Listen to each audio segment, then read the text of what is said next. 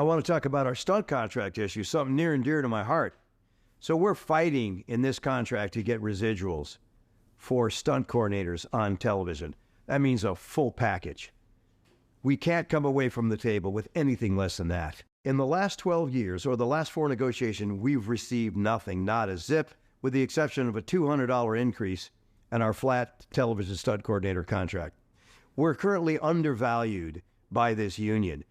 Our work is responsible for billions of dollars at the box office, and yet we're so disrespected by our leadership, our executive staff. It's like we don't count. That has to change. I'm asking all the brothers and sisters of action to stand up and be counted. Do you know that we do not have a guaranteed seat in the national board like we used to? Our illustrious National Executive Director, Duncan Crabtree Ireland, removed us. He removed us under false pretenses. He basically stated that if the stunt people were allowed to be on the national board as a guaranteed seat, that there was legal precedent that would allow the Department of Labor to invalidate our elections. This information was patently false. Many of us have asked Duncan to show us these statutes and law, and crickets, we don't get them. Basically, he didn't like our voice because we were speaking out for the protections of all of our members. Like, we don't have scheduled money breaks. They negotiated that on television, but it's meaningless because the amount of money that brings in is negligible.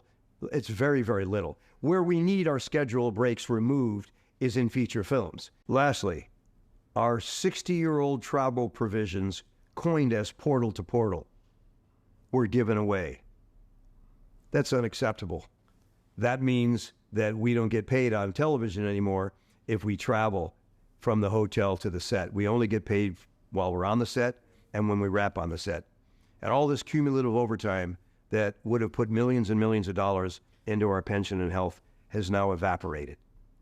This is unacceptable to me. And I believe it's unacceptable to the entire stunt community. In fact, to the entire acting community. In fact, to any performer that understands anything about fairness, ethical behavior, and economics. If you do what you always did, you're going to get what you always got. We need change.